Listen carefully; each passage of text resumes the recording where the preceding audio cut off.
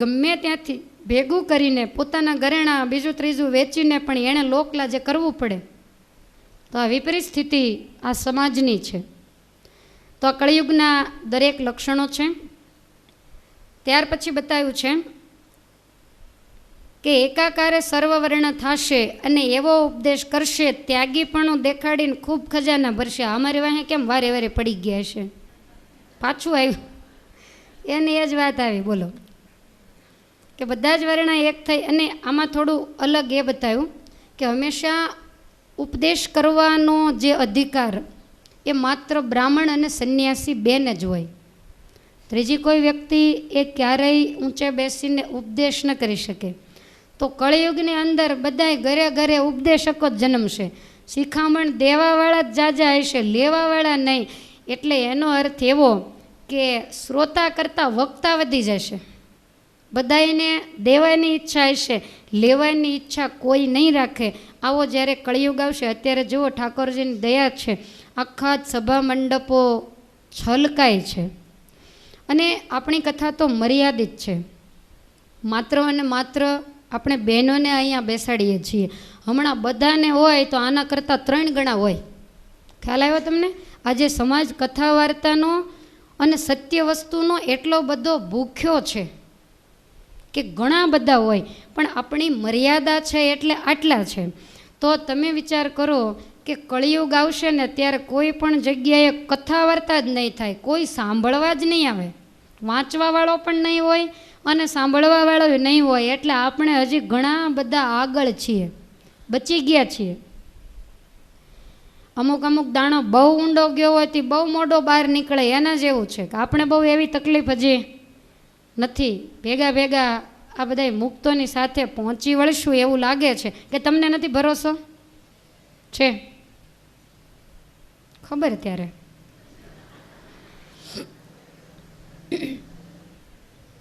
ત્યાર પછી જુઓ, હવે એક વસ્તુ બહુ સરસ બતાવી, આપણા ઉપર જ આવે છે કે કળિયુગનો માણસ ધર્મ નિયમ પાળવામાં આળસુડો હશે, એને એ પાળવા નહીં ગમે અને એટલે એમ જ કહેશે કે આત્માને કાંઈ હોય જ નહીં, હું તો બ્રહ્મરૂપ છું, આત્મા શું પરમાત્મા. આવું માની અને નિયમ ધર્મને નેવે મૂકશે. પાપ ક્યાં અને પુણ્ય ક્યાં કોણ જોવા ગયું છે? મોક્ષ શું અને દુર્ગતિ શું? જો મોક્ષને જુદો ઠેરવે તો એને ભજન કરવું પડે. એટલે મોક્ષ ઉપર જ સીધી તલવારનો ઝાટકો મારશે કે મોક્ષ કોને કહેવાય? આ લોકમાં ભગવાને માણસનો જન્મ આપ્યો, ખાઈ પીને લહેર કરો, એના મોક્ષ. આવી દુનિયા જીવે જ છે હજી. એને મોક્ષ શું એ જ નથી ખબર. એનાથી બહુ ઈચ્છા થઈ જાય તો છોકરાના મોક્ષ પાડી દે. એટલે ઘરનો જ મોક્ષ, ક્યાંય બહાર લેવા જવા પણ જ નહીં. મોક્ષના હાથનું જ પાણી પીને મરે, પછી જ્યાં જવું હોય ત્યાં જાય. તો લોકો એવું માનશે કે કલ્યાણ અકલ્યાણ આ તો બધું ઉપજાવી કાઢેલું છે, આવું કંઈ છે જ નહીં. આપણને એવો વિચાર થાય કે તેથી આ બધા શાસ્ત્રો ક્યાં જશે? કોઈ વાંચશે નહીં. અને વાંચશે તો એને આ દેશના ઋષિમુનિઓમાં વિશ્વાસ નહીં આવે કે આ લોકો ખોટું લખે. ગમે તેવી શંકા થાય એવી વાત હોય, ઘણીવાર અમે એકલા વાંચતા હોઈએ તો સહેજ મન શંકા કરે ને એટલે તરત ને તરત અંદરથી આત્મા એમ કે તારા કરતાં વ્યાસને જાજી બુદ્ધિ હશે, તારે તર્ક કરવાની જરૂર નથી, ન મનાય તો છોડી દો, બાકી આમાં તર્ક ક્યારેય ન કરો. અને અમુક તર્ક એવા હોય કે જેનું સમાધાન થઈ શકે એવું હોય, ગળે ઉતરી શકે એવી વાત હોય તો એનું સમાધાન કરાય પણ ખરું. તમે ક્યાંય પણ મૂંઝાયા હો, કોઈ પણ પ્રશ્ન હોય તો ગળી જવાની જરૂર નથી, જરૂર પૂછાય. એનો અર્થ થતો હોય તો કોઈ બતાવે અને ન થતો હોય તો કાંઈ નહીં. અજાભક્ષિતમ એતત, ખબર છે તમને? પહેલાંના જે ઋષિમુનિઓ હોય ને એ ઝાડવાના પાંદડા ઉપર લખાણ લખતા. આપણે પહેલી વાર યાત્રામાં ગયા ત્યારે સંતો ભણે છે કઈ જગ્યાએ? મેલકોટા. તો એ મેલકોટા અમે વિદ્યાલય જોવા ગયા હતા. તો તમે જુઓ, આજે આપણી કેસેટોમાં પણ એ છે. તો આટલા લાંબા લાંબા પાન હોય અને એ પાનની અંદર એણે અક્ષરો લખેલા છે. આજે પણ છે, અમને પાન કાઢીને બતાવ્યા પણ ખરા. તો એની અંદર જે અક્ષરો એ ઋષિમુનિએ તે દિવસે ખડિયા, શાઈ, પેન આવું કશું જ નહોતું. અને વનમાં રહેનારા ઋષિઓને કાંઈ સારો વિચાર આવે, ઠાકોરજી પ્રેરણા કરે એટલે એ લોકો લખી લે. તો ઘણીવાર એવું બને કે ઝાડ ઊંચા હોય, એના પાંદડા તોડી તોડીને ભેગા કરે તોય મેળ ન પડે. તે અમુક અમુક ઋષિઓ ઝાડ ઉપર બેસીને લખતા, પાન તોડી અને લખી નાખે, લખીને પછી પાનને નીચે ફેંકી દે, પાછા બીજું પાન તોડીને લખી નાખે, લખીને નીચે ફેંકી દે. પછી સાંજે એ બધા જ પાનને ભેગા કરી અને એનો થપ્પો કરે, પછી એને એક બાજુ પર્ણકુટીમાં ગોઠવી દે, બીજા દિવસે ફરીવાર લખે. હવે આ રીતે લખતા હતા. એમાં એક વખત એવું બન્યું કે ઋષિ લખતા હશે, એમાં નીચે ગોવાળ નીકળ્યો, તે બકરા પાંદડા ખાઈ ગયા. હવે પહેલાં ઋષિ એટલા બધા લખવામાં તલ્લીન કે એને ખ્યાલ જ નહીં. અને પછી સાંજ પડતા જ્યારે બકરાને હંકાર્યા, થોડા ઘણા ઉડી ગયા હતા, એ પાન બચી ગયા, બાકીના પાંદડા બકરા ખાઈ ગયા. પછી રહ્યા એટલા ભેગા કર્યા. હવે આ વખત કેવો હતો કે એમાં ક્યાંય શીખેલું ને ભણેલું ને એવું ન હોય, જે મગજમાં આવે એ પ્રમાણે લખતા જાય. પછી એની એ જ વસ્તુ ફરીવાર ન આવે. આપણે મહાભારત બીજી વાર વાંચીએ તો કથા જરૂર થાય, પણ ફેરફાર તો હોય જ. એકની એક વસ્તુ ક્યારે એ આખી લખનારાની ને વાંચનારાની મોજ ઉપર આધારિત હોય. સામે સાંભળનારા કેવા છે એ બધું જ જોઈ અને એના મોઢામાંથી સરસ્વતી ફૂટતી હોય. હવે સાંજે બધું ભેગું કર્યું, પછી ઋષિએ વાંચ્યું તો જે બે પ્રસંગો હોય ને એક જ ન થાય, એનું વચલું બધું ખવાઈ ગયું હોય. એટલે શરૂઆત પછી છેલ્લો ભાગ, વચલો ભાગ હોય નહીં તો એક કેવી રીતે થાય? ઋષિ વિચાર કરે કે મારાથી એક નથી થતું, તો હવે પછીના સમાજથી એક કેવી રીતે થશે? પછી ઋષિએ પાંદડું લઈ અને એમાં અનેક પ્રકારના સંસ્કૃતમાં ન્યાય આવે, કૂપમંડુક ન્યાય, આવા ઘણા પ્રકારના ન્યાય આવે. ત્યાં એક નવો ન્યાય બનાવ્યો, અજાભક્ષિતમ એતત. એટલે અત્યારે પણ આ ઋષિમુનિઓ, આ બ્રાહ્મણો, વિદ્વાનો બધા ભણતા હોય, પછી જે શ્લોક હોય તો એનો પૂરો અર્થ ન મળે, અથવા તો શ્લોકની વચ્ચેનો ભાગ કપાઈ ગયેલો હોય, શ્લોક સરસ હોય પણ વચલો ભાગ જ્યારે ન મળે ત્યારે એ લોકો એમ કે અજાભક્ષિતમ એતત, આને બકરા ખાઈ ગયા છે. ખ્યાલ આવ્યો તમને? આને અજાભક્ષિતમ એતત ન્યાય કહેવાય. જે રસ્તો ન મળે એટલે કહી દેવાનું કે આ છોડી દો, આને બકરા ખાઈ ગયા. એમ તમે કદાચ કાંઈ પ્રશ્ન કરો, મને જવાબ ન આવડે તો અજાભક્ષિતમ એતત, અને બકરા ખાઈ ગયા હશે, આપણને ખબર નથી. તો એવો સંસ્કૃતની અંદર ન્યાય આવે છે. ભગવાન વ્યાસનારાયણ કહે છે કે હે ધર્મ, ત્યાગીપણું દેખાડી અને ખૂબ ખજાના ભરશે. અને આ દુનિયાને કેવું છે કે માગે એને ત્યાગે અને ત્યાગે એની આગે. જે ના પાડે કે મારે નથી જોતું તો એની આગળ લોકો ઢગલા કરે, મોટા ત્યાગી માનીને. અને જેને બિચારાને જરૂર હોય ને કદાચ માગે તો એને કોઈ આપે ને, કેમ? તો કે એ તો માગ જ કરે છે. તો પહેલાં લોકોને તમારી કળ જડી ગઈ કે આની આગળથી કઢાવવા માટે શું કરવું.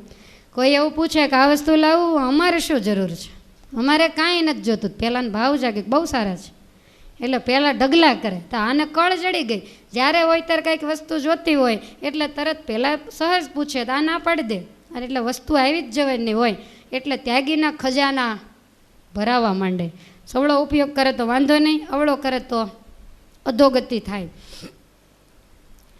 ત્યાર પછી ભગવાનને નિરાકાર કહેશે. કેમ? તો કે સાકાર કહે તો સેવા કરવી પડે. એને મૂર્તિમાન એમ કે ભગવાનને મૂર્તિ જ ન હોય, એ તો અમૂર્ત છે. મૂર્તિમાન કહે તો રોજ ઉઠીને મૂર્તિની પૂજા કરવી પડે. એટલા માટે નિરાકાર કહેશે. અને સગુણ કહે તો એને ગુણ ગાવા પડે, એટલે કે ભગવાન તો નિર્ગુણ છે. તો આ રીતે પોતાના મનમાં આવે એવા પોતે રસ્તા કરશે. પુણ્ય અને પાપ એને પણ નહીં ગણકારે. અને ત્યાર પછી હે રાજા, કળિયુગના એવા વિચિત્ર કામ હશે કે જે કામ આપણી જીભે કહી પણ ન શકાય. વ્યાસ ભગવાને અહીંયા પૂરું કરી દીધું.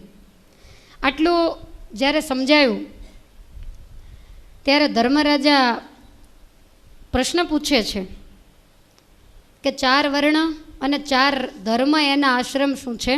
જયમુનિ ઋષિ પરીક્ષિત પુત્ર જન્મે જઈને સંભળાવે છે. બોલ્યા જય મુનિ મુખવણી રે સુણો, જન્મે જય મુદ આણી રે.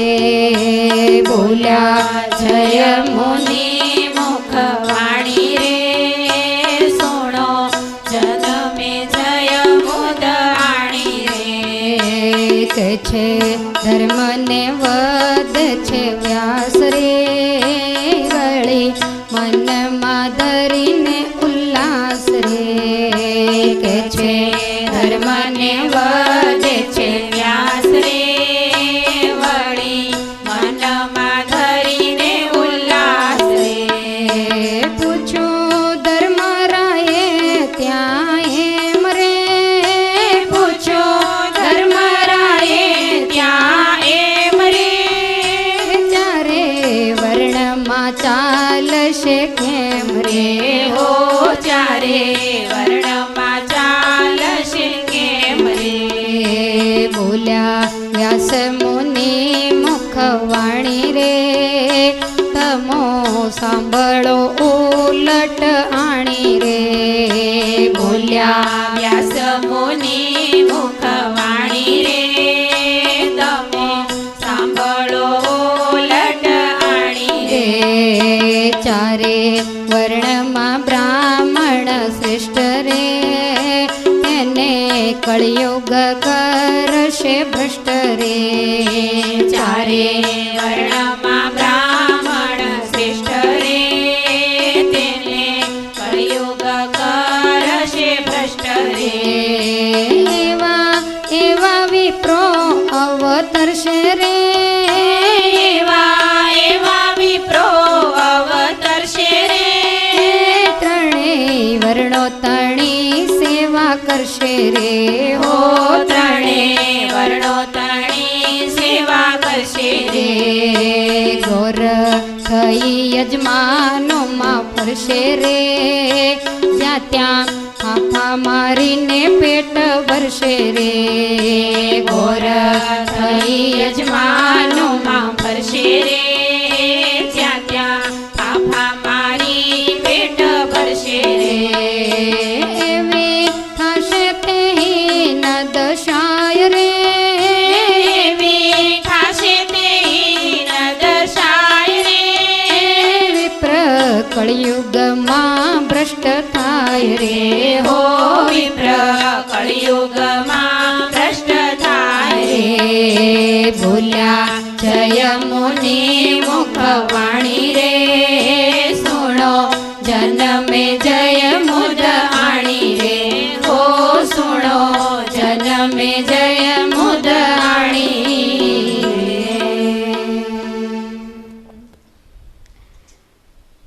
જયમની ઋષિ જન્મેજય રાજાને કહે છે કે હે રાજા, વ્યાસ ભગવાન ધર્મરાજાના પૂછવાથી 4 વર્ણના ધર્મ સમજાવે છે.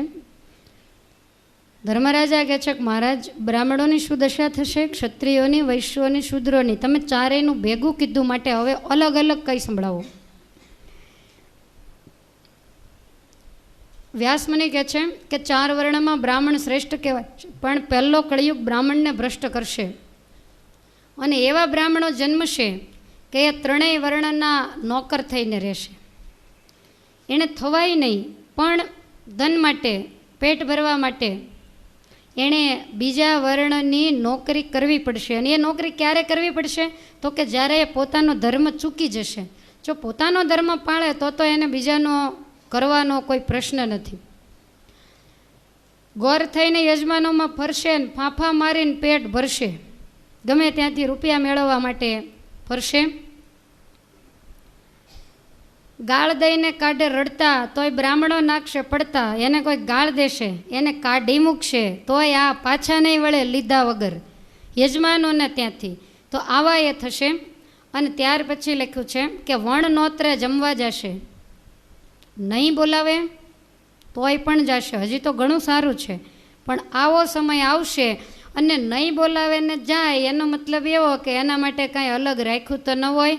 તો લખ્યું છે કે છાંડું છૂટ્યું મૂકેલું ખાશે. એનું વધ્યું ઘટ્યું જે હશે, ક્ષત્રિય હોય, વૈશ્ય હોય, શૂદ્ર હોય, તો એનું હેઠું જૂઠું વધેલું એવું બ્રાહ્મણો ખાશે. અને સામાન્ય સંન્યાસી, સામાન્ય બાવા, સામાન્ય વૈરાગી, એ બધાય એના ગુણ માણસો ગાશે. અને આ લોકો લૂંટી લૂંટીને લાડવા ખાશે. એવું લખ્યું છે આમાં. જો જ્યાં ત્યાં લાડવા લૂંટીને ખાવા મોકલે ને ત્યાં જાય અથડાવા, બધાએ કામ કરશે ને જ્યાં ત્યાંથી લાડવા ખાઈને પેટ ભરશે. પછી બ્રાહ્મણ શું કરશે? તો કે શૂદ્રોના બાળકોને તેડી તેડીને રમાડશે ને એની ગુલામી, એના કામવાળા થઈને રહેશે. અત્યારે તમે જુઓ તો ખાલી સમાજનું જે ચાલી રહ્યું છે એ પ્રમાણે ખાલી દાખલો આપું છું, બાકી કળિયુગમાં કીધું છે એટલે થવાનું. દાખલા તરીકે કોઈ બ્રાહ્મણ હોય અને એ બ્રાહ્મણ શરીર સજાવટનું કામ કરતા હોય, તમારી ભાષામાં બ્યુટી પાર્લરનું કામ કરતા હોય, તો શુદ્ર આવે, વૈશ્ય આવે કે ઇતર ક્ષત્રિય આવે તો એને કરી આપે કે ન કરી આપે? એના વાળ ઓળી આપે, એને મુખ સજાવટ કરી આપે, એના હાથ વગેરેની સજાવટ કરી આપે. તો આ તમને નથી વ્યાસ ભગવાને લખ્યું એવું દેખાતું? બસ આ જ, બીજું શું? એને શા માટે કરવું પડે છે? તો કે પેટ માટે. અને એના કરતાંય પહેલો વર્ગ છે એ સદ્ધર છે, એટલે આ એક પ્રકારનું જેને નોકરપણું જ કહી શકાય રૂપિયા માટેનું. તો એવું બ્રાહ્મણ વર્ણ કરશે ને. અત્યારે આપણે ઠેક ઠેકાણે જોઈ રહ્યા છીએ, એ લોકોને કદાચ લાચારી હોય એટલે કરવું પડતું હોય, પણ ઇતર યુગોની અંદર આની ના હતી. 1 પૈસો પણ જ્યાંથી મળવાનો હશે ત્યાં ગમે તે વર્ણના બ્રાહ્મણ પગ પકડશે. એવી હીન દશા થશે, બ્રાહ્મણો કળિયુગની અંદર ભ્રષ્ટ થશે. અને એવું ગોરપદું કરશે કે ગૃહસ્થ કંઈક હલકું કામ બતાવે તોય રૂપિયા માટે બ્રાહ્મણ કરશે. ગૃહસ્થે બતાવાય પણ નહીં, બ્રાહ્મણે કરાય પણ નહીં, પણ છતાંય આવું થઈ જશે. જે સાચો બ્રાહ્મણ હશે, કોઈક 100,000 લાખે એક, તો એ પોતાનું માન, પોતાનો ન્યાય નીતિ બધું જાળવી રહેશે. જ્યારે એને કળિયુગમાં માંડ માંડ પેટ ભરાશે અને બીજા બધાય મોજ મજા કરતા હશે. જે સાચો બ્રાહ્મણ બાળક હશે ક્યારેય કોઈની ઓશિયાળી નહીં રાખે. અને કળિયુગમાં આવો ટેક રાખનારો 1000માં 1, એવા વિપ્ર કળિયુગમાં સાર આવી પરિસ્થિતિ થશે. અને ત્યાર પછી ક્ષત્રિયની વાત બતાવી. આમાં તો વિસ્તાર છે, પણ આપણે વારે વારે આ ધર્મને સાંભળ્યા છે એટલે હું ખાલી ટૂંકમાં એનું વિવરણ કરું છું. તો ક્ષત્રિય શું કરશે? તો ક્ષત્રિયનો ધર્મ શું? તો કે શૂરવીરપણું અને ગાદી ભોગવવી. તો આમાં એવું લખ્યું છે કે ક્ષત્રિયમાંથી શૂરવીરપણું જશે તો એને ગાદી ક્યાંથી મળે? નીચ વર્ણની નોકરી કરશે, મરવાનો ઘણો ભય ધરશે. મોતની એને અતિ બીક લાગશે. અત્યાર સુધી તમે જે કાંઈ સાંભળ્યું તો એમાં તમે કોઈ ક્ષત્રિયને મોતની બીક હોય એવું સાંભળ્યું? બધા જ મુઠ્ઠીમાં મોત લઈને ફરતા હોય કે ગમે તે થાય, ગમે તેટલી નાની ઉંમર, પણ ક્ષત્રિયનું લોહી હંમેશા મુઠ્ઠીમાં મોત લઈને ફરે. પણ આ વસ્તુ કળિયુગની અંદર નહીં રહે. નહીં ઘરમાં રહે અન્નવાસ, થાશે દાસ તણા પણ દાસ. જેને ઘેર મોટા મોટા રજવાડા હતા એને ઘેર કદાચ ખાવાના પણ સાંસા પડશે આ કળિયુગની અંદર. વળી તે તો વ્યસન બહુ કરશે, રળી રળીને દેવાને ભરશે. વ્યસનો કરે એટલે દેવા થઈ જાય. અને પછી જે કાંઈ થોડી ઘણી જમીન હોય, કાંઈ નોકરી ધંધો હોય ને એની આવક થાય એનાથી એક દેવા ભરે. વ્યસનોની અંદર રૂપિયા જશે. કોઈ બેસશે ઘર ને ગામ, બોલાશે બધે ક્ષત્રિયનું નામ. કેટલી કેટલી જમીનો તમે જુઓ, પહેલાંના સમયમાં ક્ષત્રિયોને કેટલી જમીનો હતી. તો એ બધી જ જમીનો ગઈ. એનું કારણ શું? કે એણે વ્યસનોની પાછળ એટલો બધો આળસ, પ્રમાદ, અફીણ વગેરેના પહેલાં વ્યસનો હતા. તો એમાં ને એમાં જ જમીનો વેચી વેચી અને વ્યસનોની પાછળ જિંદગી ગુજારી. તો ગમે તેટલું તમે ભેગું કર્યું હોય પણ પડ્યા પડ્યા તો ખૂટી જ જાય ને. કાયમ એમાંથી ઘટે, નવી આવક ન થાય તો તમારું ભેગું કરેલું ખૂટી જાય. તો 2-5 પેઢીએ ક્ષત્રિયો એકદમ ભિક્ષુક જેવા બની ગયા. એનું તમામ ગામ ગરાસ વગેરે હતું એ બધું ધીમે ધીમે નાશ પામ્યો. અને એટલી બધી એની તારાજગી થશે કે એ પાછું વાળીને જોશે પણ નહીં. એને એવો નહીં વિચાર આવે કે એક દિવસ મારે 500 વીઘા જમીન હતી એમાંથી આજ 50 કેમ થઈ ગઈ. પોતાની પેઢીનો એ વિચાર નહીં કરે અને વ્યસનોની પાછળ ગાંડા બનશે અને આ વસ્તુ કળિયુગમાં વારસામાં ઉતરશે. લ્યો કોને કહેવું? બાપા પિતા હશે તો છોકરો પાછળ, ખાલી ક્ષત્રિયને નહીં, આ તો દરેકને. પોતાનો જે પિતા હોય એના મોઢામાં કોઈ પણ વસ્તુ ભરેલી હોય અને એ દીકરો ભરીને આવે ત્યારે ના પાડે કે ભાઈ આપણે તમાકુ ન ખવાય, ભાઈ આપણે આ વસ્તુ ન ખવાય, તો એ ભાઈ કેવી રીતે માનશે? કારણ કે કૂવામાં જ નથી. તમે ગમે એવી જબરી મોટર મૂકશો તો અવેડામાં આવશે ક્યાંથી? જો મા બાપમાં સંસ્કાર હશે તો જ એ દીકરાને આપી શકશે. અને બીજી વસ્તુ કે અમુક ઉંમર તો એવી હોય કે માત્ર અને માત્ર દીકરાઓનું વર્તન બગડે નહીં એટલે મા બાપે સીધું વર્તન કરવું પડતું હોય. પોતાથી ન થાય તો અમુક વસ્તુ એવી કરવી પડતી હોય કે જેને જોઈ અને દીકરાની જિંદગી બગડે નહીં. પછી તમે બીજા રોગોના જે તે બાના કાઢી અને ધર્મ નિયમ નેવે મૂકવા માંડો તો તમારો નાનો સમાજ તો તાકીને જ બેઠો છે. અને એને તો ન હોય ત્યાંથી રોગ આવે, મને આ તકલીફ છે એટલે મારે આ નથી કરવું. એટલે વડીલોએ નાની પેઢીમાં કુસંસ્કારો ન આવે એટલા માટે નિયમ ધર્મ વિકટ પરિસ્થિતિમાં પણ સાચવવા જ પડશે.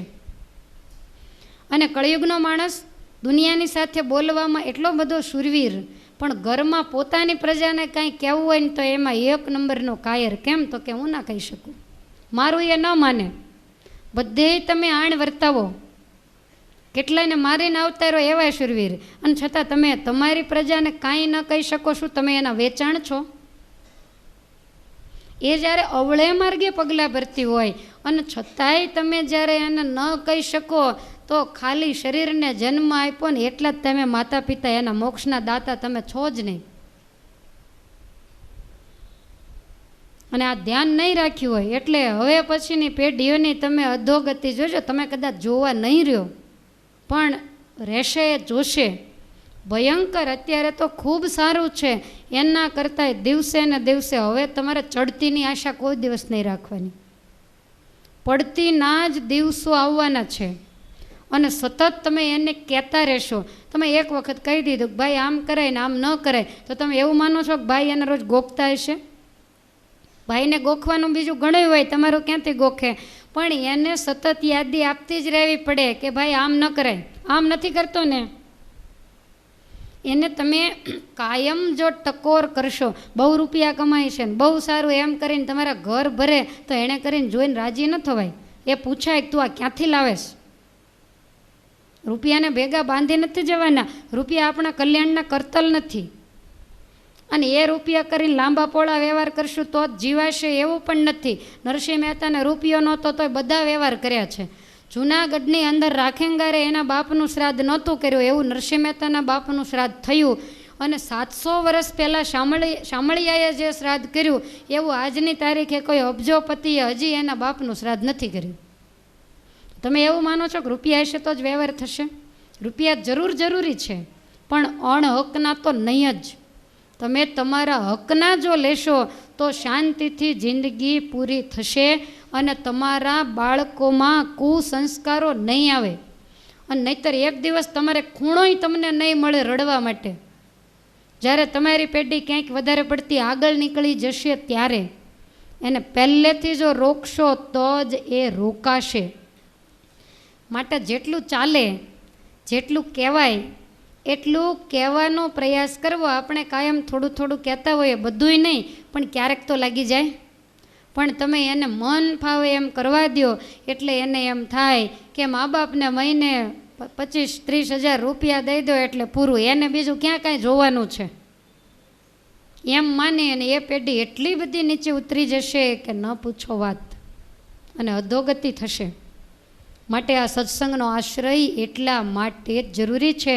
મોટા શહેરોની અંદર રહેતા હોય, ક્યાંય પણ તમારી પેઢી રહેતી હોય તો એને સંત સમાગમ કરવાનું, એને યુવા સભાઓ ચાલતી હોય એમાં જવાનું, બાળકોને બાળ સભાઓમાં જવાનું, નાની બહેનો હોય એને નિત્ય એક વખત બાળકોને લઈને દર્શન કરવા જવાનું. એ અમે એટલા માટે જ પોકારીને કહીએ છીએ કે મેલ ન ચડે માયાનો. કાયમ સાવરણી લાગે એ જગ્યા ઉપર ધૂળ નહીં લાગે, પણ સાવરણી લાગે જ નહીં તો જબ્બર ધૂળ લાગી જાય. અને આ તમને પછી યાદ આવશે. અત્યારે તો તમને કંઈ દેખ્યામાં જ નહીં આવે. અત્યારે તો તમને રૂપિયાના થપ્પા જ ગમશે. ભાઈને બહુ સારું, ભાઈએ બહુ સરસ બંગલો કર્યો, ભાઈએ કેટલાનું લોહી પીન કર્યો એ તમે એને પૂછ્યું છે?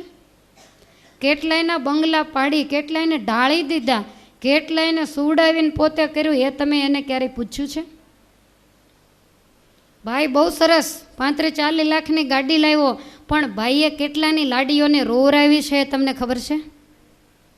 એણે કેટલાયનું જૂટવીને કર્યું છે, કેટલી સ્ત્રીઓને આંખમાંથી આંસુડા પડ્યા હશે, કેટલાય બાળકો એના માટે થઈને રડ્યા હશે, તો એ તમે ક્યારેય પૂછ્યું? માટે હંમેશા એટલે જ આપણા કવિઓ અને લેખકો એવું કહે છે કે માણસ બ્લડનું ગ્રુપ તપાસે, કોઈ દી રૂપિયાનું ગ્રુપ તપાસે છે કે મારા ખિસ્સામાં આ કયા ગ્રુપનો રૂપિયો આવી ગયો? એ તો ખરેખર એ તપાસવાની જરૂર છે. આ સંસ્કાર ઊભા નથી રહેતા ને એનું કારણ જ એ છે, આપણે પેઢી ઉપર ધ્યાન જ નથી દેતા. જીવતી જાગતી પેઢી એનું બગાડીએ ને પહેલી પેઢી ઉપર મંડી પડીએ, બસ ક્યાંથી રૂપિયો ભેગો થાય. તમને ઘણાને એવું થતું હશે કે તમારે તૈયાર આવેલા આવે છે એટલે મને એવું જરાય નથી. હું સમજું છું કે લક્ષ્મી વગર કશું જ થતું નથી. હોસ્પિટલમાં જન્મ થાય ત્યારે પહેલાં પૈસા આપવા પડે છે, સ્મશાન ગૃહે અગ્નિ સંસ્કાર થાય ત્યારે પહેલી પહોંચ ફડાવવી પડે. હું વાકેફ છું આ વસ્તુથી. ત્યાગી ગૃહી કોઈ પણ હોય, આજ મારે રિક્ષામાં બેસવું હોય તો મારે 10ની નોટ જોઈએ જ. મને કોઈ રિક્ષાવાળો મફતમાં નથી બેસાડતો, મારે પણ જરૂરી જ છે.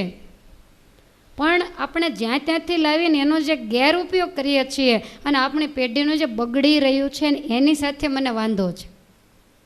બાકી તમે ગમે તે, તમે કદાચ ખાઓ પીવો, મોજ શોખ કરો, તમારો હકનો પૈસો હોય તો તમને કોઈ ના નથી, પણ અણહકનો નહીં. બીજાના શણગારો ઉતારી અને તમે તમારા ઘરનાના શણગારો ચડાવો, એ તો ક્યાંનો ન્યાય? અને એવું ઘરેણું ને એવો અલંકાર તમે પહેરી નીકળો અને જેનું હોય એ જ્યારે જુએ ત્યારે એને કેટલી બધી આંતરડી કકળાય, એનું કેટલું પાપ લાગે. તમે એવું માનો છો કે કોઈને મારી નાખે એને જ પાપ કહેવાય? કીડી મકોડીઓને મારી નાખે એને જ પાપ કહેવાય? કોકનું દિલ દુખવે ને એના જેવું તો બીજું કોઈ જબરું પાપ નથી. માટે આ બધું અણહકનું ને આ તે બધું ભેગું કળિયુગમાં થશે અને એને કારણે સંસ્કારો ઊભા નહીં રહે. મા બાપને સંસ્કાર પાડવાનો સમય પણ નહીં મળે, કારણ કે મા બાપની નજર માત્ર અને માત્ર ધન સામે હશે. મોટા શહેરોની અંદર આજ માણસો પોતાના બાળકોને સંસ્કાર આપવાની ક્યાં નવરાશ સેવે છે? કોઈને ખબર નહીં. સવારે ધંધે જાય તો છોકરાઓ સ્કૂલે ગયા હોય, સાંજે ધંધેથી આવે 10-11 વાગે ત્યાં બાળકો સૂઈ ગયા હોય. ઘણા તો એવા ભડવીર છે કે એને એનો છોકરો કેટલામાં ધોરણમાં આવ્યો એ નથી ખબર, પણ આ કદાચ મને લાગે પીન બેસતા હોય તો જ ન ખબર હોય, નહીંતર એટલી ખબર તો હોવી જ જોઈએ. આવા પણ છે. આપણે એવું પૂછીએ કે બાબો કેટલામાં ભણે છે એટલે એને પૂછે, એટલે અમસ્તા બોલાવવા પૂછતા હોય તો ઠીક, હકીકતમાં પૂછે. આપણે કહીએ તમને નથી ખબર, તો ગયા વખતે 6ઠ્ઠામાં હતો તો એટલી બુદ્ધિ હાલે ને આ વખતે કેટલામાં આવે? 7મામાં જ આવે. તમને પાસ થયો કે ના પાસ એ નથી ખબર. આ જોયેલી જાણેલી ને અનુભવેલી વાત કહું છું, ખોટી વાત સહેજ પણ નથી. આવું પૂછેલું છે ને આવા જવાબ મળેલા છે એટલે કહું છું.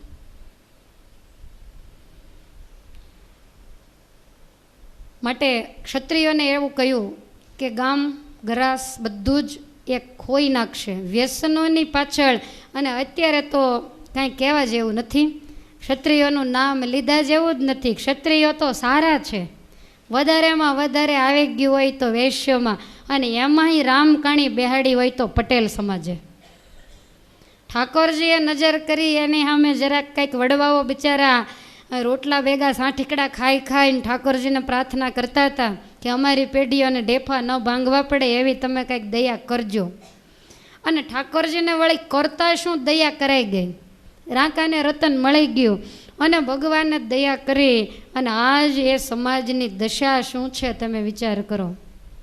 80%, હું માનું છું 90% સારા સારા ઘર હોય તોય ભલે તમને બહુ પાઈ દે. તમે અહીં પાણી પીતા હો અને ત્યાં એ લોકો પાણીની જેમ જ બધુંય પીતા હોય.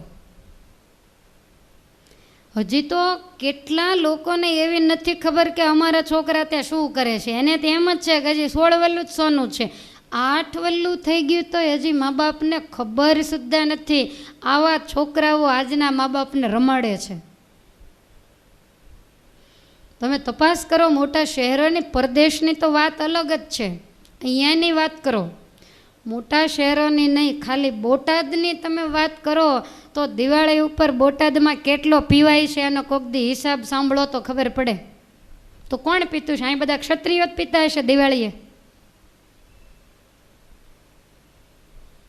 જે વસ્તુને આપણા વર્તમાનમાં લીધું, દારૂ, માટી, ચોરી, અવેરી, વટલવું નહીં, વટલાવું નહીં, આ 5 ગૃહસ્થના વર્તમાન, એમાં પહેલો જ નંબર દારૂને આપ્યો.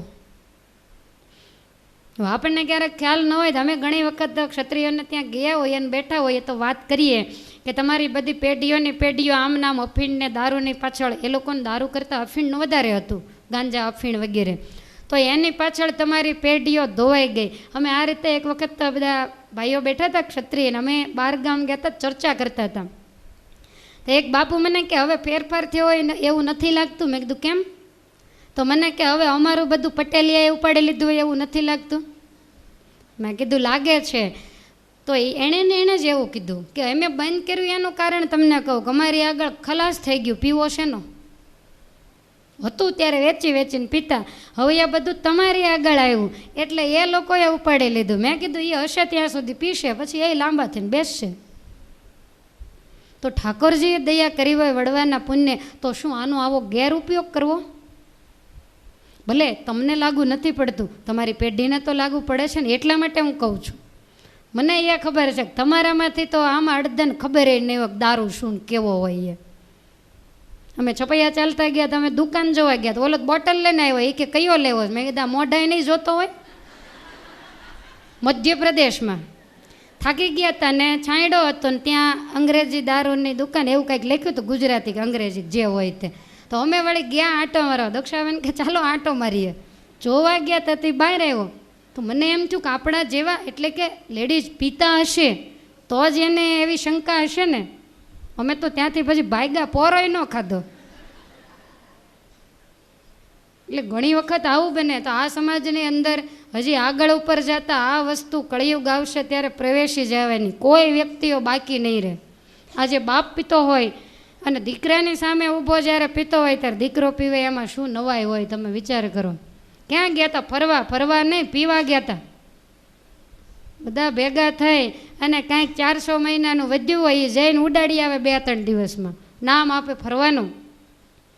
અરે એવું લાગે ભગવાને કેટલા 68 તીર્થોથી ભરેલી આ પવિત્ર ભરતખંડની ધરતી તમારા બાળકોને લઈ જઈને ઓળખાણ કરાવો કે આ ધામ કહેવાય, આ વડતાલ કહેવાય, આ ગઢપુર કહેવાય, આ ભુજ કહેવાય.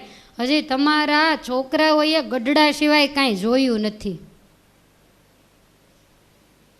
અને બીજે જવાની ક્યાં જરૂર છે? ધનનો ગેરઉપયોગ કરવાની ક્યાં જરૂર છે? અને હું માનું છું કોઈના બાળકો એવું નહીં કે નહીં મંદિરે નહીં બગીચે જ લઈ જાય. એમાં આપણા દરેક મંદિરોમાં બગીચા છે. ગઢડા જઈને બેસો તો લક્ષ્મીબાગે આમ તમે બેસો તો શેર લોહી ચડે એવો સરસ ગોપીનાથજી મહારાજના શિખર ઉપરથી પવન આવતો હોય. બીજા બધી જગ્યાએ આજે તમે ભુજ મંદિરમાં જાઓ તો કેવું સરસ ફરવા માટેનું સ્થળ બનાવ્યું. આ મંદિર તમે જોઈ લો, એની કોતરણી પહેલાં દેલવાડાના દેરા હોય એવી સુંદર કોતરણીવાળું મંદિર છે. તો આમાં ફરવાનું મળે, આમાં સંસ્કાર પણ મળે, ત્યાં તમારા બાળકો જમે તો દેવનો પ્રસાદ પણ મળે. પણ આપણને એક ગમતું જ નથી. ક્યાં ગયા હતા? તો કે આબુ અંબાજી. બીજું કયું ઓલું હવા ખાવાનું ઊંટી. જાત્રામાં જાય ત્યારે એનું નામ લખે, અમે તેને ધક્કો મારીને કાઢીએ કે આ તમે ઓછી હવા ખાવ છો, ચારે બાજુથી નવરા પડીને હવા જ ખાવ છો. ડૉક્ટરે ના પાડી હોય, ફૂલ ડાયાબિટીસ હોય, એસિડિટી હોય, કેટલી ઉપાધિ હોય, પછી હવા સિવાય શું ખાવાનું રહે? તમે કયો જ હોય. તો બીજી હવા ખાવાની જરૂર ક્યાં છે? બાળકોને પહેલેથી તમે દેવદર્શનો કરાવ્યા હોય, સાધુ સંતો પાસે લઈ ગયા હોય તો હું નથી માનતી કે પેઢી બગડે, પણ આપણે એને આવું ક્યારેય નથી કર્યું. અને હવે પછીની પેઢી જોજો, ભગવાનને પ્રાર્થના કરીએ કે તમારી પેઢીમાં ન હોય તો એવા દિવસો ન આવે કે તમારી નજર સામે એ ન કરવાના કામ કરે, મેળવેલી લક્ષ્મીનો એક ગેર ઉપયોગ કરે. ત્યાર પછી બતાવ્યું કે જ્યાં ત્યાં કાઢશે દોયલા દને. આ તો ક્ષત્રિયોના ધર્મ ચાલે છે. જ્યાં ને ત્યાં પેટ ભરવા માટે ફરશે અને ક્યાંય જ્યારે મેળ નહીં પડે ત્યારે ક્ષત્રિય પોતાનું ક્ષત્રિયપણું બતાવી બીજાને દબાવીને ધન લઈ લેશે ને એમાંથી કુટુંબનું પોષણ કરશે. ક્ષત્રિયનું નામ પડે એટલે બીજી વ્યક્તિ કંઈ બહુ કહી ન શકે, અને કહી શકે તો તલવારથી સમાધાન થાય, કારણ કે ક્ષત્રિયોની અંદર આ જુસ્સો હોય. તો આ રીતે લોકોને દબાવી અને એનું ધન ધૂતી ખાશે અને અંતે એની અધોગતિ થશે. ભક્ષ અભક્ષ આ કંઈ પ્રકારનું ભાન એને નહીં રહે અને આ પણ નીચલા વર્ણની સેવા કરતા થઈ જશે. આવા કળિયુગની અંદર ક્ષત્રિય થશે. અને ત્યાર પછી કહે છે કે હવે વૈશ્ય તણો જે વિસ્તાર તમો સાંભળો કુંતી કુમાર. હવે વૈશ્યનો મુખ્ય વ્યવસાય શું? તો કે વણજ વ્યાપાર, વ્યાજવટો, આ બધો વૈશ્યનો ધંધો છે. તો એ લોકો શું કરશે? તો કે વ્યવહારમાં કોઈ પણ પ્રકારનો વિવેક નહીં રહે. આ વસ્તુ આટલામાં આવી અને આટલો નફો ખાઈને જ વેચવી એવો વિવેક એનામાં નહીં રહે. એનું ધ્યાન માત્ર અને માત્ર પોતાના પેટ સામે અને પોતાના પરિવાર સામે હશે.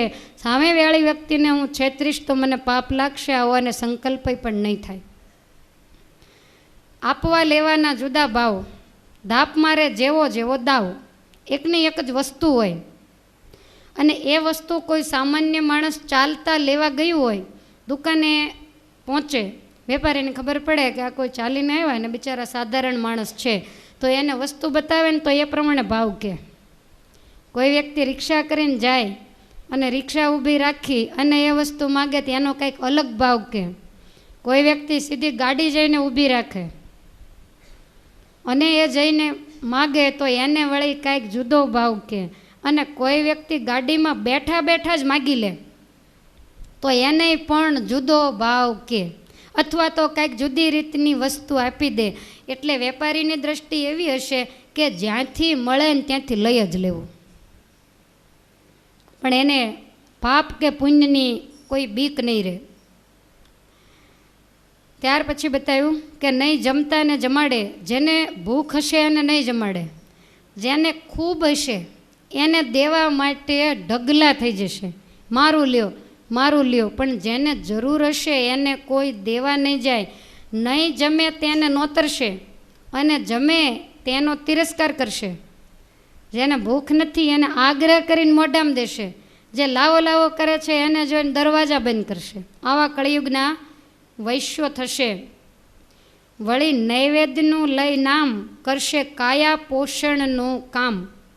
આ થોડું ત્યાગી ઉપર જાય, કારણ કે દેવને નૈવેદ્ય કરવું છે એવું કહીને ભેગું કરશે અને પછી પોતાના પેટનું પોષણ કરશે. માગશે તેને નહીં આપે, નહીં લે તેને દેવા ટાપે. ખરાને માનવાના ખોટા, ખોટાને માનવાના મોટા. આવો આ વિપરીત સમય કળિયુગમાં આવશે. નાક્ષે ઉપવીત ઉતારી, વૈશ્યને ઉપવીત હોય, ઉપવીત એટલે જનોય. બોલો અત્યારે કોણ વૈશ્યને જનોય છે? વૈશ્યનો નિયમ છે કે એને 12મા વર્ષે યજ્ઞોપવિત સંસ્કાર થાય.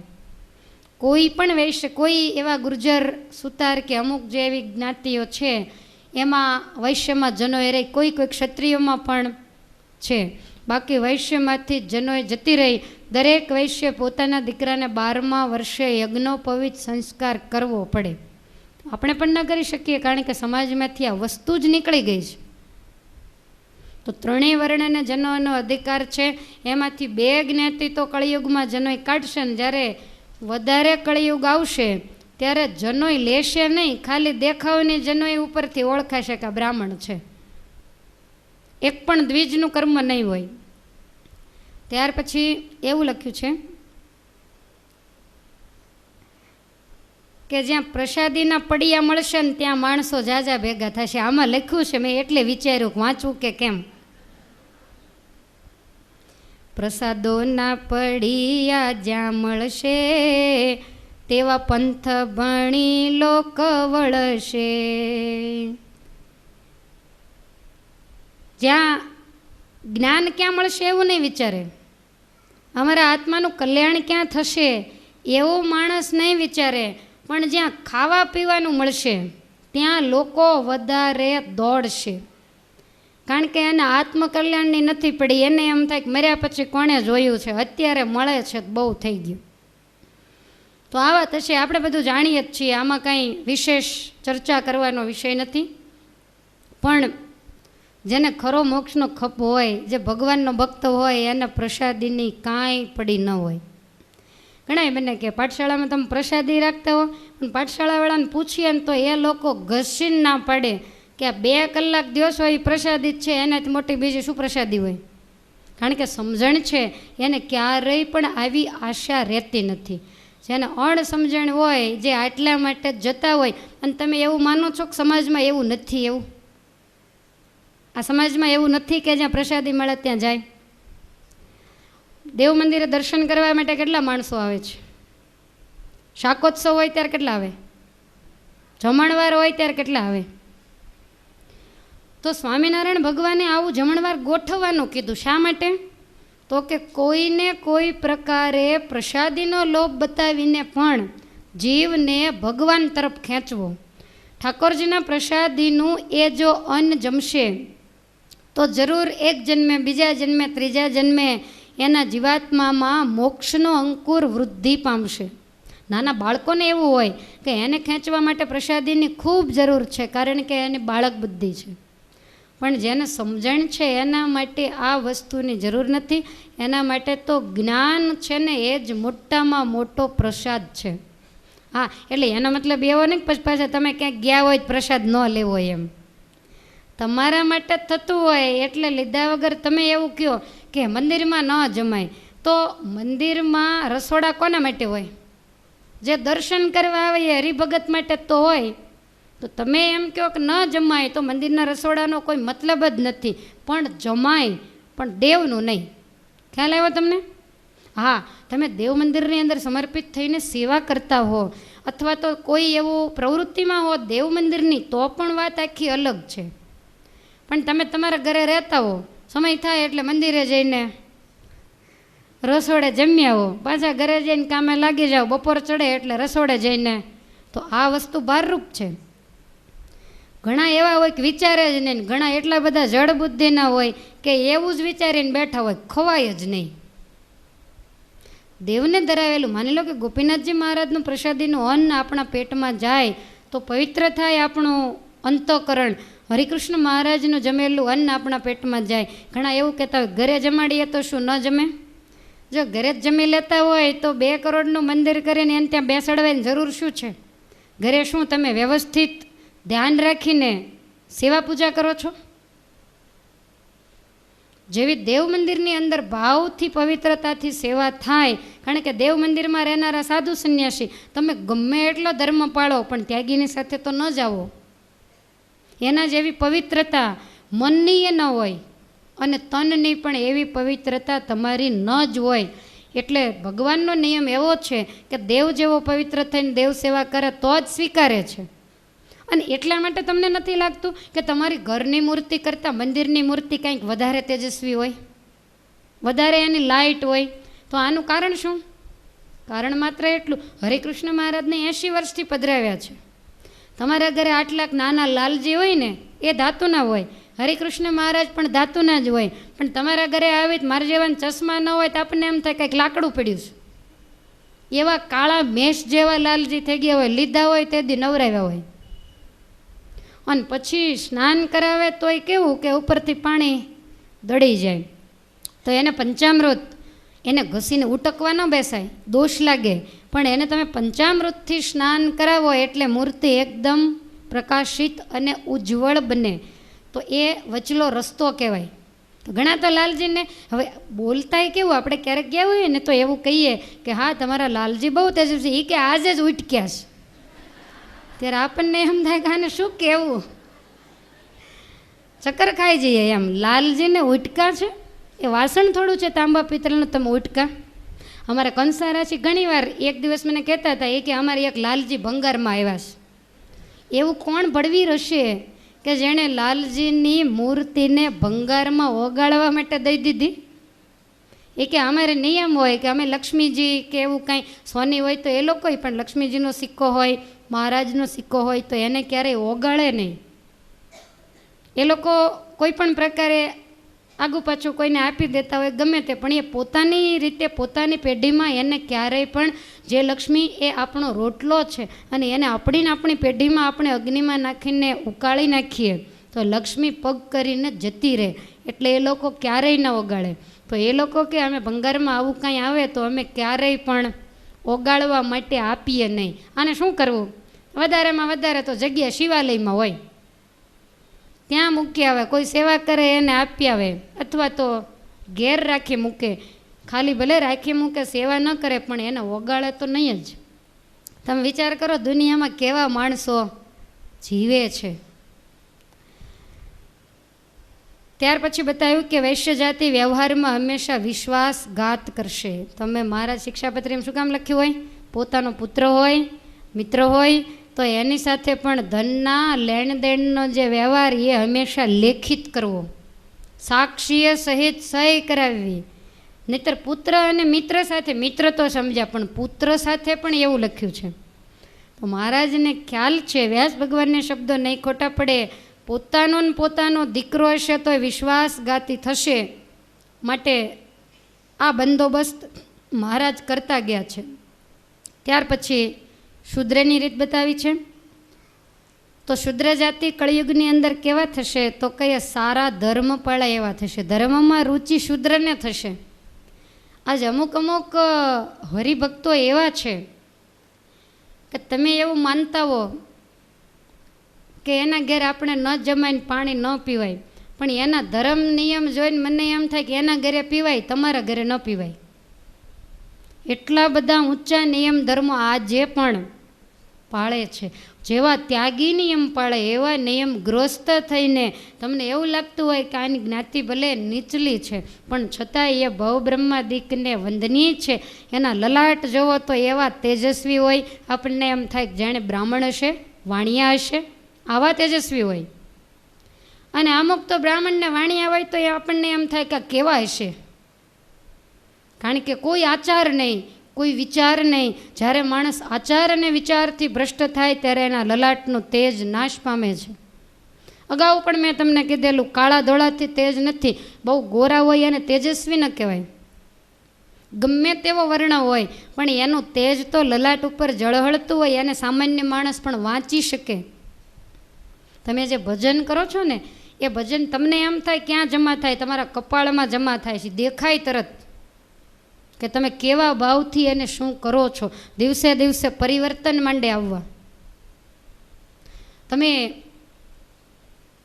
સાધુ સંતોમાં જોયું હશે કે જ્યારે ગૃહસ્થના કપડામાં હોય ને ત્યારે એનું તેજ અલગ હોય, પાર્ષદમાં આવે ત્યારે તેજ અલગ થાય, અને એની ઉપર જ્યારે સ્વામિનારાયણની ચૂંદડી પડે ત્યારે એનું તેજ અલગ થઈ જાય. તમને આમ મોઢા ઉપરથી જ ખબર પડી જાય કે આની અંદર કંઈક નવું આવ્યું છે એમ. તો એમાં સ્વામિનારાયણનું તેજ આવે. કોઈ પણ ધર્મ હોય તો તે ઈષ્ટદેવનું એની અંદર તેજ આવે. અમને પાકો અનુભવ હોય, કોઈ વ્યક્તિ વર્તમાન ધરાવવા આવે ને, નવો સત્સંગમાં આવે ત્યારે અલગ હોય, પછી એને વર્તમાન ધરાવીએ, ભગવાનને શરણે લઈએ ને થોડો સમય સારી રીતે ભજન ભક્તિ કરે ને ત્યારે હાવ અલગ લાગે. બે ફોટાને મેળવો તો ખબર પડે. તમારે બિલકુલ સત્સંગ ન હોય ને જેમ તેમ ફરતા હો, આચાર વિચારમાં ઠેકાણા ન હોય ત્યારનો ફોટો, સત્સંગી થયા પછીનો ફોટો તમે મેળવી જોજો. તમારી આંખે તમને ન દેખાય તો અમને પૂછજો, તરત જ એની અંદર ફેર હોય. અને બધું જો સરખું જ હોય તો એવા કોઈ મૂર્ખા નથી કે આ લોકના સુખ વૈભવને છોડીને ભગવાનની પાછળ ગાંડા થાય. મહારાજ કે ભગવાનના ભજન જેવું જો રાજ્યને વિશે સુખ હોય, વડતાલનું 16મું, તો સ્વયંભૂ મનુ વગેરે મોટા મોટા રાજાઓએ રાજ છોડીને વનમાં તપ કરવા શા સારું જાય? ભગવાનના ભજન જેવું જો સ્ત્રીને વિશે સુખ હોય તો ચિત્રકેતુ રાજા કરોડ સ્ત્રીઓનો ત્યાગ શા સારું કરે? માટે ભગવાન જેવું સુખ બ્રહ્માંડોની અંદર ક્યાંય નથી. પણ આમાં તમે ઊંડા ઉતરો તો ખ્યાલ આવે. બાકી બહાર રહ્યા છપછબિયા કરીને કહો કે મારા હાથમાં મોતી નથી આવતું, કોઈ દિવસ નહીં આવે. કારણ કે કિનારે તો શંખલા અને ઘૂઘા જ હોય એના માટે તમારે અંદર ઝંપલાવવું પડે, એના માટે તમારે કાંઈક છોડવું પડે. છોડ્યા વગર કાંઈ મળતું નથી.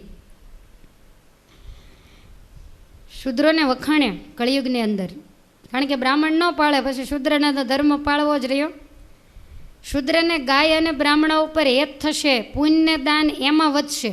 જ્યારે હળાહળ કળિયુગ આવશે ત્યારે, હજી તો તમે કરો જ છો, પણ આગળ ઉપર જતાં એવું થશે, ધર્મની અંદર શ્રદ્ધા શૂદ્રને રહેશે. અને ભગવાનને માટે, સાધુ સંન્યાસીને માટે, બ્રાહ્મણોને માટે એ વેચાઈ જશે, આવા સમર્પિત બનશે, એવું લખ્યું છે આમાં.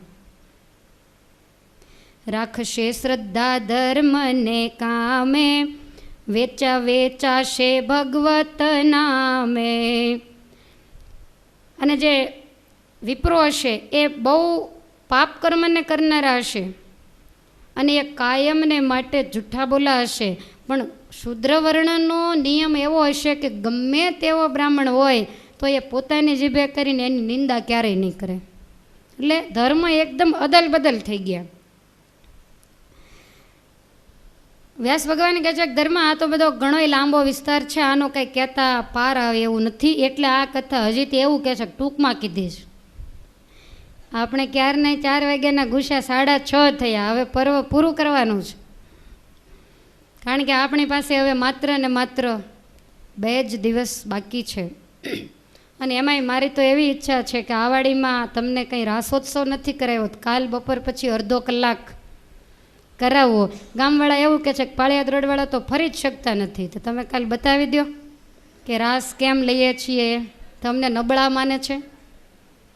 તો કાલે છેલ્લે અડધો કલાક આપણે, કારણ કે કોઈ પણ કથા પ્રસંગ હોય ત્યારે જરા કંઈક ઉત્સવ જેવું થાય તો સારું, એટલે આપણે વધારે નહીં પણ 6:15 થી 6:45 સુધી માત્ર અડધો કલાક માટે ઉત્સવ કરશું.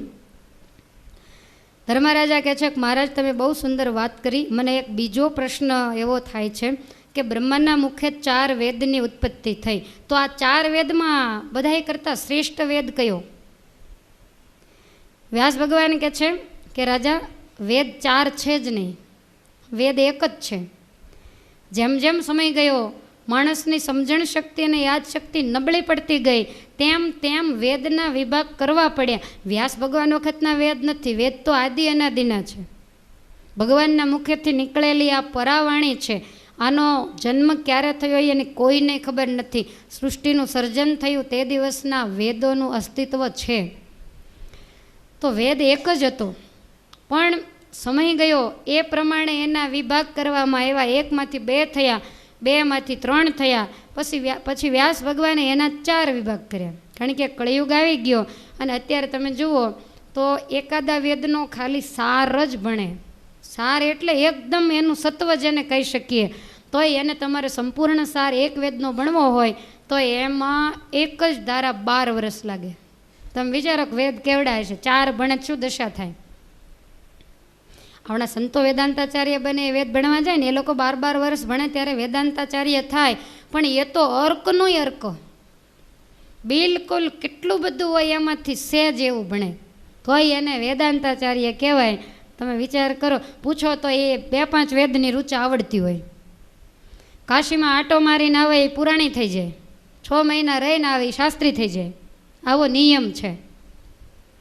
તો આખો વેદ એ કેવો હશે?